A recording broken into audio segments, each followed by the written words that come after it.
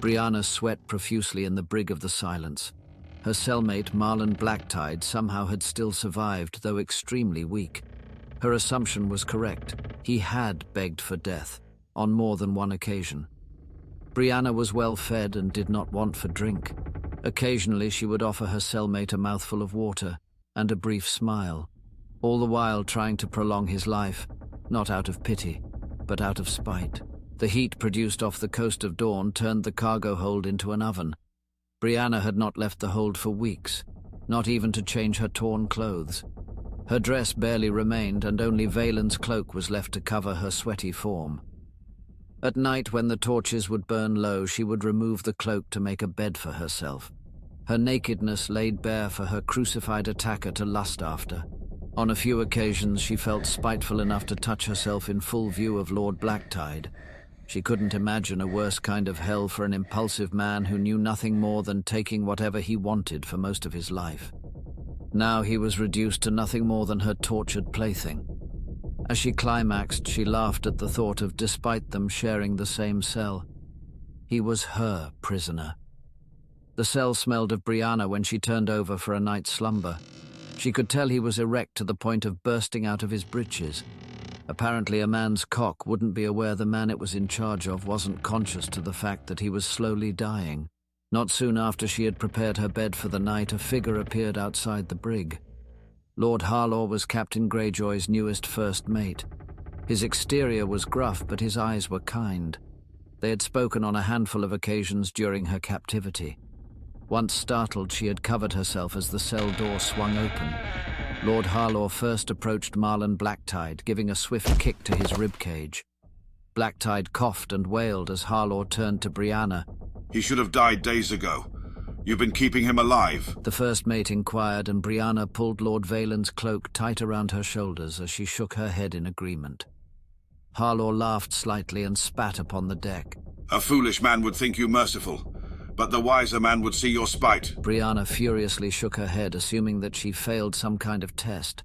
Harlaw held up a quiet hand to stop her performance. "I assure you, Princess, if my daughters had endured what you had at this man's hands, spite would be the only mercy he would be afforded." Lord Harlaw exclaimed with a warm, approving smile. "The captain has requested your presence in his quarters. If you are agreeable, he swears no harm will come to you." Harlaw offered her his hand. Brianna groped at the darkness, reaching for Vaelin's battle-axe. Harlaw chuckled at her confusion. "You think I would enter this cell if you were armed proper? We removed the weapon hours ago, Princess. Please don't mistake the rest of us as naive as this sick bastard." Harlaw explained as he struck Lord Blacktide again with the heel of his boot. Brianna rose to her feet and responded to the first mate. "I am agreeable, Lord Harlaw. Would you do me the honor of escorting me to the captain?" "Who am I to deny a princess?" Harlaw slightly bowed and held the door for her. She moved slowly as to not be perceived as a threat, on up the staircase and out of the hold. It was twilight, and only the brightest stars now had the strength to show themselves. Brianna arrived at the cabin door of the captain's quarters. She paused slightly, allowing Lord Harlaw to open the door for her. It was a modest test for the elder Ironborn, although she was more trusting of this first mate than the last. Lord Vaelin was at the far end of the cabin. He had just sat down for his evening meal. He rose upon her entry and offered her a chair. She graciously accepted and quickly scanned the room while his back was to her as he fetched a pitcher of wine. He filled her cup while acknowledging her tactics. "You'll find no weapons in here, Princess. Not even a fork. It is brutish for a captain to eat with his hands in front of royalty. But I've grown accustomed to not offering my blood to others." Vaelin grinned widely at her. For a moment, Brianna had almost forgotten she was a captive. She remembered Lord Vaelin's thrilling victory against her father, the king, for the right to escort her. Truth be told, Brianna wasn't keen to search for a courtship. She was intent on sharing evenings on deck with the dashing sea captain. Brianna's thoughts preoccupied her mind so much she forgot to smile at the captain's complimentary jest. "Your blood is the last thing I want." Brianna jested in return while contemplating the reason for their meeting. Vaelin returned to his seat and retrieved his own wine goblet. "I wish to make a proposal, Princess." Vaelin offered as Brianna reached for her own goblet. She was casual enough to allow his cloak to slightly slip off her shoulder. She tilted her head with a false intrigue at the topic of conversation. Vaelin allowed the slightest of grins at this before continuing. Your father's reign is over. Truth be told, Westeros will soon be entering a period of transition. What you need to ask yourself is what place you would desire in this new monarchy. Vaelin paused and Brianna gulped nervously. She wasn't sure if this was the appropriate time to respond, but the prolonged silence encouraged her. My intuition is that the good sea captain has a forthcoming proposal. Brianna responded as her cloak fell just a little further. We will not be returning to Storm's End. You will write a letter to the capital informing them of your intentions to return with me for a tour of the Iron Islands, and for permission to be courted by the Lord of the Tides. Vaelin offered. Brianna had just longed for a different predicament that would yield these same results. Let us speak truth, Captain. What purpose would this serve? If you desire me, you could have me, here and now. If what you say is true, my father would be powerless to avenge my virtue. Vaelin's face turned from soft to stern as he responded. Please, Princess, do not confuse my propriety for weakness. I am breaking an unspoken custom on an iron-born longboat. You belong to the crew, any and all parts of you. Only on my orders is your virtue still intact. Vaelin spat with a warning in his eyes. Brianna decided to soften herself. The more he spoke, the more she could learn of her situation. So it appears I am to write a letter. Surely we will have to make port, as a raven cannot be launched from sea. Brianna finished and Vaelin smiled to himself. Blacktide did not undersell your seamanship. The lady knows her way around a ship, and around a man's head. Very well. Vaelin set down his goblet and rose from his seat. You are correct. We will deliver your letter ashore from a skiff. We are not far from land as you noticed when you were topside. The Lord of the Tides revealed. Brianna grew mildly frustrated as he appeared to have a window into her mind. He offered her his hand. As she rose to her feet, a single hand maintained the black cloak loosely around her shoulders. His hands were rough, but Brianna walked slowly over to his desk. He pulled a chair out for her as she graciously took the seat, retrieved a quill and scratched the dark ink across the provided parchment. You still haven't told me why. Why am I to be taken to the Iron Islands? What plans do you have for me? Brianna asked intently, and Vaelin was slow to answer. Brianna maintained a questioning attitude which seemed to set the captain on edge. Safety. Are you so naive to think flashing your tits and a few soft words will keep your neck from being slit? You're aware of what happened to the Targaryen children when their house fell. I have been charged with keeping you alive. Please, Princess, do not make that task difficult. Vaelin pleaded, and Brianna failed to speak another word as she finished the letter to her father. Once the quill had ceased scratching and the ink had dried, Vaelin seemed pleased with her sincerity. Come, we shall find you proper attire for the remainder of our voyage. Vaelin offered as they made their way out on deck. The evening was well underway as the stars had made their presence known. Lord Harlaw whispered in the captain's ear as Vaelin offered him Brianna's letter and the House Baratheon seal, obviously lifted from the princess's personal effects. The sails were lowered as they were dead in the water in order to launch the skiff. Brianna enjoyed the cool evening breeze after weeks spent in the oven of the cargo hold. Not soon thereafter, the sails were raised on the mighty Silence as the ships began to make way. I'm sure you understand. You'll have to return to the brig. The princess is far too deadly to roam the ship unguarded.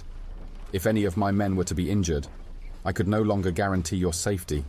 Brianna acknowledged the compliment and the sentence. She continuously gazed up at the stars, and after a few moments Lord Vaelin joined her there. Curious as to our position. The captain observed, and Brianna was quick to retort. My mother taught me how to navigate using the stars. A difficult task without charts or instruments. Perhaps for some... Brianna responded with confidence, and Lord Vaelin seemed intrigued. Does the princess feel confident as to my ship's position? I do. Am I to assume a sailor such as yourself is accustomed to placing wagers? There is only one thing I'm better at than gambling. Brianna responded with confidence, and Lord Vaelin seemed intrigued. If I have the correct fix, you will furnish my cell with a proper bed and have my belongings returned to me.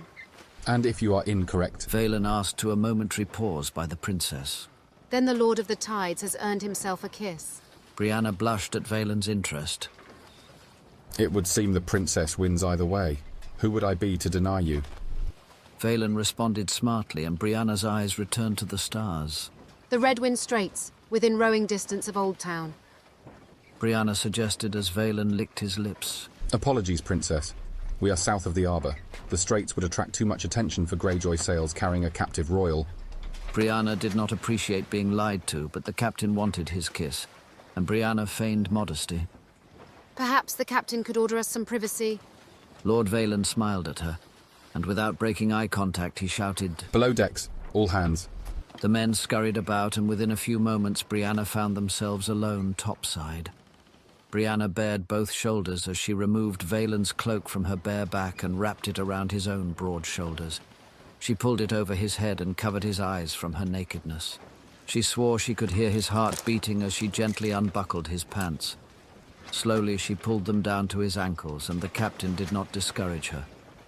She had never seen a man before, but her mother had taught her many ways on how to remove herself from less than desirable situations. With no weapon available to her, she had to make do with what the gods gave her. Hands at your side, sailor. She whispered as she just brushed herself against him. She exhaled her warm breath onto his mouth, inviting him to lean closer to her face. Once he did, she kissed him passionately. His feet fumbled about once he thought he was entitled to more than what they bargained for. She withdrew her mouth from his as she ensured his cloak still obscured his eyes. She turned his head and whispered into his ear, You're a liar. Before Valen could restrain her, she leapt over the railing. As she turned towards him in a free fall, she noticed the Lord of the Tides fall to his face, tripping over his own pants as Brianna smiled. She took a deep breath and was swallowed by the sea of dawn.